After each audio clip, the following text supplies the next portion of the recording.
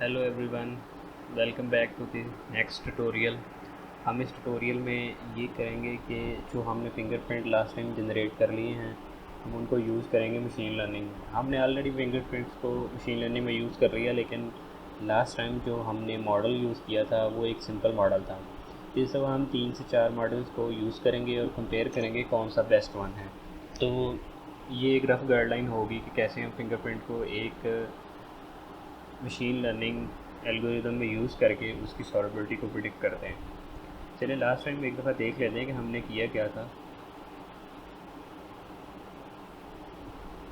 तो last time जी हमने Morgan fingerprint generate किए थे और हमने डेलने का डाटा सेट रीड किया था CSV की फॉर्म में। ये हमारा डाटा फ्रेम था जिसमें हमारे पास एक सॉल्वेबिलिटी का कॉलम था और हमारे पास स्मॉल स्ट्रिंग थी। हमारा पर्पस ये था कि हम इस स्मॉल स्ट्रिंग को कन्वर्ट करें मॉलिक्यूल ऑब्जेक्ट में, जो कि हमने इस कोड ऑफ ब्लॉक में किया था, और देन इस मॉलिक्यूल ऑब्जेक्ट से हम फिंगरप्रिंट जनरेट करें जो कि यहाँ पे मौजूद है। फिर हमने इसको थोड़ा सा मैनिपुलेट कर लिया था और फिर सारा डाटा फ्रेम जो है वो एक कंबाइन करके हमने CSV में राइट कर लिया था ताकि हम फ्यूचर में उसको यूज़ कर लें। तो फिर हमने जब इस पर मशीन लर्निंग को अप्लाई किया था तो हमारे पास लीनियर मॉडल था और हम बहुत ही सिंपल से रिजल्ट्स आए थे। और इसके अलावा हमने डाटा को ट्रांसफॉर्म भी किया था ताकि यूनिफॉर्म डाटा ट्रांसफॉर्मेशन हो, और हमने डाटा का कोरिलेशन देखा था एक दूसरे फीचर्स के साथ और टारगेट वेरिएबल्स के साथ।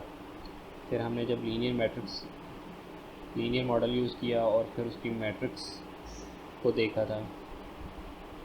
अगर आपका इस बारे में कोई भी क्वेश्चन है तो आप इस ट्यूटोरियल 1 को पहले देख सकते हैं और देन इस वाले ट्यूटोरियल को फॉलो अप कर सकते हैं। चलें इसमें आते हैं। सबसे पहले हम अपनी लाइब्रेरीज़ को इंपोर्ट कर लेते हैं। हम sklearn को यूज़ करेंगे, तो मैं डाटा रीड कर लेता हूँ और देखते हैं हमारा जो डाटा फ्रेम हो कैसा दिखता है। जी ये 0 से लेके 249 तक जो इंडेक्सिंग है ये मॉर्गन फिंगरप्रिंट्स को ज़ाहिर करती है, जो कि फीचर मैट्रिक्स है। और फिर इसके अलावा हमारे पास लास्ट जो कॉलम है ये हमारा टारगेट कॉलम है जो कि सॉल्वेबिलिटी था। हम जो इस ट्यूटोरियल में मॉडल्स यूज़ करेंगे वो सबसे पहला लीनियर रिग्रेशन है जो कि हमने लास्ट टाइम भी यूज़ किया था। फिर उसके साथ हम सपोर्ट वेक्टर मशीन को यूज़ करेंगे और XGB रिग्रेसर को यूज़ करेंगे, और रैंडम फॉरेस्ट को हम कैसे बोल सकते हैं। तो ये सारे हम मॉडल की एक लिस्ट बना लेंगे और फिर इस लिस्ट में से 1 बाय 1 जो मॉडल हमें चाहिए होगा हम उसको यूज़ कर लेंगे। चलें इसको एग्जीक्यूट कर लेते हैं। तो ये हमारे पास लिस्ट ऑफ मॉडल्स बन गई हैं। अब हम अपने डाटा को फीचर मैट्रिक्स और टारगेट कॉलम में स्प्लिट कर लेते हैं। ये फंक्शन सिर्फ यही करता है। और ये देखें हमारे पास 0 से 249 की इंडेक्सिंग एक्स डाटा फ्रेम में आ गई है। अब वो 4 वेरिएबल डिफ़ाइन कर रहे हैं। पहले का नाम स्कोर लिस्ट ट्रेनिंग। इसका पर्पस है ये स्कोर को एक्यूमुलेट करेगा जो ट्रेनिंग के रिलेटेड होंगे। जितनी भी ट्रेनिंग करेंगे मॉडल्स की सारे स्कोर्स हम इसमें एक्यूमुलेट करेंगे। और देन फिर ये दूसरा वेरिएबल भी सेम काम करेगा लेकिन ये टेस्टिंग के लिए करेगा। फिर उसके बाद हम ट्रेनिंग MSE को इस वेरिएबल में एक्यूमुलेट करेंगे और जो टेस्टिंग का है वो इसमें आ जाएगा। फिर हम नेक्स्ट फंक्शन एक डिफ़ाइन करते हैं जो कि सारा हमारा काम ऑटोमेट करेगा। फंक्शन का नाम वैल्यूड फंक्शन है। इसमें हम इसको एक्स डाटा फ्रेम देंगे और वाई डाटा फ्रेम देंगे और टेस्ट का साइज़ बता देंगे और रैंडम स्टेट बता देंगे ताकि हमारे जो मॉडल फिटिंग है और उसकी जो प्रेडिक्शन है उसकी रिप्रोड्यूसिबिलिटी रहे।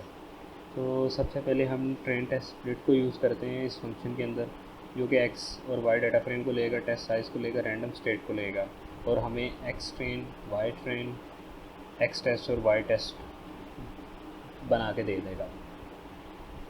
फिर हम अपने मॉडल्स की लिस्ट में के ऊपर लूप चलाएंगे और उनमें से 1 बाय 1 एक मॉडल लेते जाएंगे, उसको फिट करते जाएंगे और प्रिडिक्ट करते जाएंगे। सबसे पहले हमने पहला मॉडल लिया और उसको उसमें एक्स ट्रेन को और वाई ट्रेन को फिट कर दिया। और फिटिंग के बाद फिर हम एक्स ट्रेन की प्रिडिक्शन निकालेंगे कि आइदर हमारी जो ट्रेनिंग की प्रेडिक्शन है वो कितनी अच्छी है, और फिर अनसीन डाटा जो कि टेस्टिंग का डाटा है, एक्स टेस्ट का डाटा है, उसको प्रिडिक्ट करेंगे। और दोनों को हम वाई प्रिडिक्टेड ट्रेनिंग और वाई प्रिडिक्टेड टेस्टिंग में स्टोर कर लेंगे रिस्पेक्टिवली। फिर हम स्कोर का एक वेरिएबल असाइन करेंगे और मॉडल को कहेंगे जी हमारे लिए स्कोर प्रिडिक्ट कर दो ट्रेनिंग का भी, और नेक्स्ट में हम टेस्टिंग का करेंगे।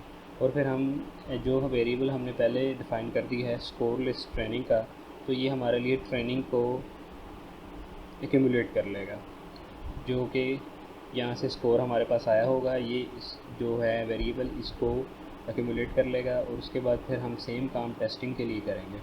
और फिर हम जो रिग्रेशन का one of the beloved metric है MSE, उसको अप्लाई करेंगे अपने डाटा के ऊपर, फिटेड मॉडल के ऊपर कि ये कितना अच्छा परफॉर्म किया। और ट्रेनिंग और टेस्टिंग दोनों के लिए करेंगे, और ट्रेनिंग MSE और टेस्टिंग MSE दोनों में इनका MSE हम अपेंड कर लेंगे हर मॉडल के लिए।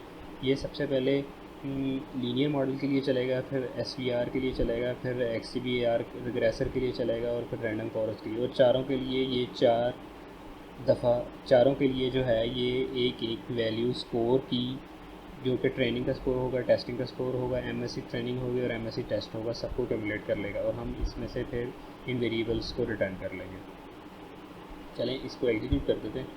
और फिर नेक्स्ट में हम कोई भी ABCD 4 जो हमारे मॉडल्स हैं उनके लिए कोई भी एवेल्यूएट फंक्शन की जो भी रिटर्न वैल्यू है उनको आर्बिट्रेरीली असाइन कर देते हैं। आप कोई भी इसका नाम रख सकते हैं। तो ये यहाँ पे एग्जीक्यूट हो चुका है। अब हम क्या करते हैं कि हम इनको प्लॉट कर लेते हैं। हमें मालूम है कि हमारा पहला जो मॉडल है वो लीनियर है, दूसरा वेक्टर मशीन है, फिर XGB बूस्ट है और रैंडम फॉरेस्ट है। हम उसका ट्रेनिंग का स्कोर और टेस्टिंग का स्कोर प्लॉट कर लेते हैं। और हमने लेबल्स भी सेट कर दिए हैं, टाइटल भी सेट कर दिया है, बस हमने इसको प्लॉट करना है डिफरेंट बार ग्राफ में। तो लो जी, हमारे पास यहाँ पे रिज़ल्ट फाइनली आ चुके हैं। तो सबसे पहला हमारा लीनियर का मॉडल है, इसका जो स्कोर है वो ट्रेनिंग के लिए तो बहुत अच्छा है, 0.8 है, मतलब 80% तक ये जस्टिफाई करता है। लेकिन जो टेस्टिंग का स्कोर है वो 0.6 है। स्पोर्ट वेक्टर मशीन इससे थोड़ा सा आउट परफॉर्म कर रहा है, थोड़ा सा लोअर परफॉर्म कर रहा है, सॉरी। और उसके बाद XG बूस्ट है जो सब में से ज़्यादा बेहतर परफॉर्म कर रहा है। और यही इस मॉडल के बारे में मशहूर है कि ये जो है काफ़ी अच्छा मॉडल है। तो और ये काफ़ी कैगल के कॉम्पिटिशन्स भी जीतता है, तो शायद इसी वजह से ये यहाँ पे भी जीत गया। तो इसकी जो ट्रेनिंग एक्यूरेसी है वो काफ़ी 100 के पास है, और जो हमारे पास टेस्टिंग एक्यूरेसी है वो अराउंड 70% है।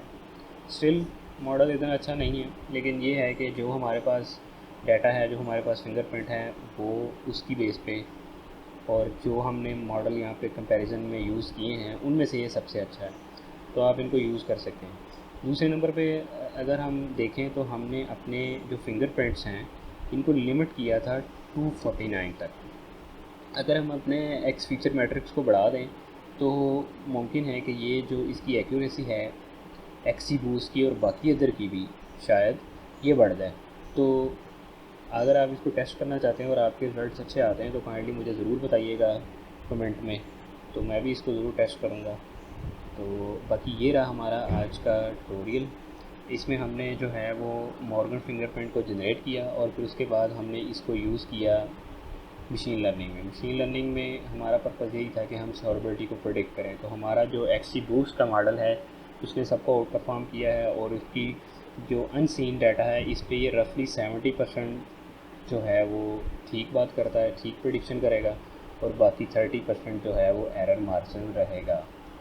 तो इतने परसेंट अगर मार्जिन के साथ एरर एक्सेप्टेबल है तो आप इसको यूज़ कर सकते हैं। अदरवाइज़ हमें जो है वो हाइपर पैरामीटर ऑप्टिमाइजेशन की तरफ जाना पड़ेगा। अगर आप देखें XG बूस्ट में, अगर मैं आपको दिखा सकूँ, यस ये रहा, इसमें बहुत सारे पैरामीटर्स हैं जो कि हमने ऑप्टिमाइज़ नहीं किए, जो कि डिफ़ॉल्ट वैल्यूज़ यूज़ किए हैं, और ये सारे सब डाटा के लिए सेम नहीं रहेंगे।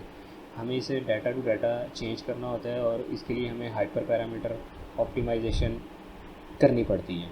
तो चूँकि हमने यहाँ पे नहीं की, इसलिए शायद ये इसके रिज़ल्ट्स अभी इतने एक्यूरेट नहीं है। अगर हम वो करेंगे तो शायद हमारे रिज़ल्ट बेहतर आ जाएँ। तो अगर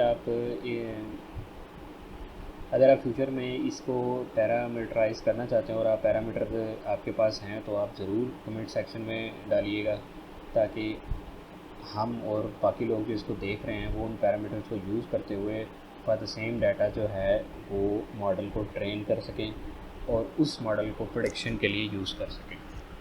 तो इंशाल्लाह मिलते हैं अगली वीडियो में।